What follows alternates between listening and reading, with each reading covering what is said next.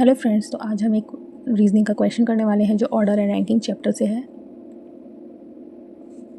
तो यहाँ हमें क्वेश्चन दिया गया है 7 friends ABCDEFG were born on same month and same date but different years.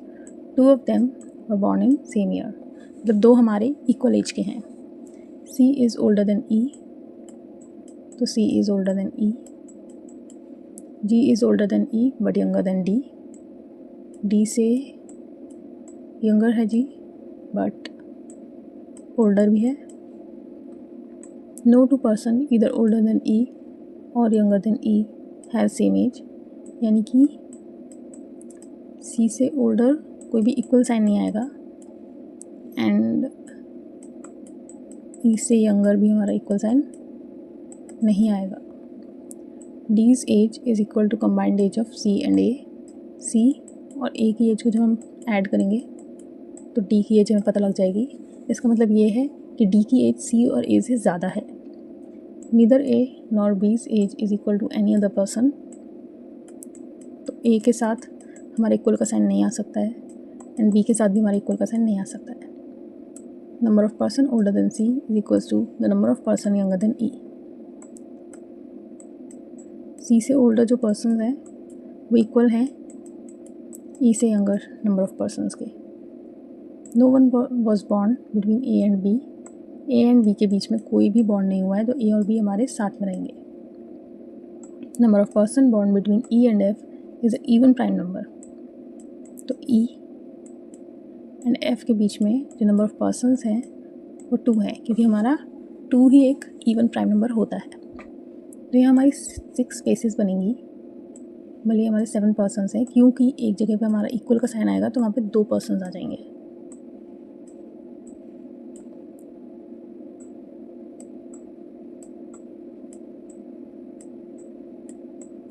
ठीक है, तो हमें दिया है D से यंगर G है, E है, C है एंड ऑफ कोर्स A भी है। तो D के नीचे एटलीस्ट 4 स्पेस तो हम छोड़ेंगे ही। तो हम देख लेते हैं, D हमारा यहाँ भी आ सकता है एंड D हमारे यहाँ भी आ सकता है। बाकी अगर D को हम और नीचे रखेंगे तो फिर स्पेस नहीं बचेगी बाकी के लोगों के लिए। तो यहाँ हमें दिया है C से ओल्डर इक्वल्स टू E से यंगर, तो CE हमारा यहाँ आ सकता है, इसमें CE हमारा यहाँ आ सकता है एंड इसमें ये सेम कंडीशन है तो इसमें CE हमारा यहाँ भी आ सकता है। ओके, तो नेक्स्ट हमें दिया है E एंड F के बीच में 2 पर्सनस हैं।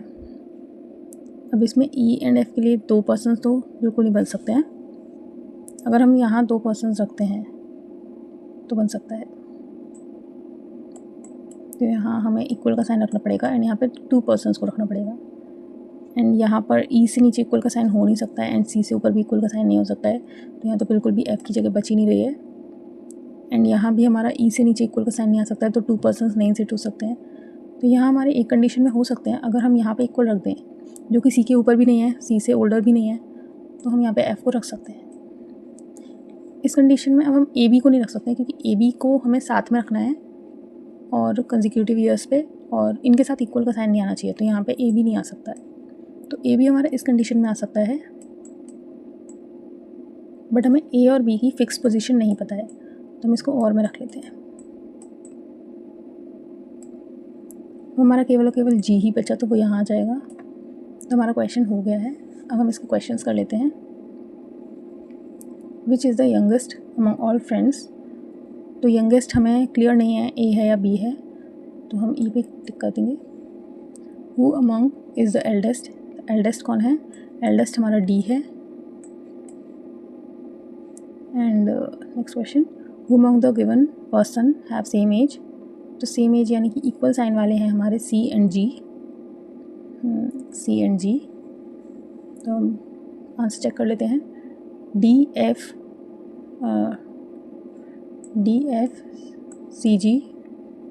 CG का इक्वल है EAB और AB हमारे और में है, और हमारे क्वेश्चंस EDB तो हमारा बिल्कुल सही है। एंड आई होप आपको ये समझ आया होगा, और लाइक शेयर एंड सब्सक्राइब।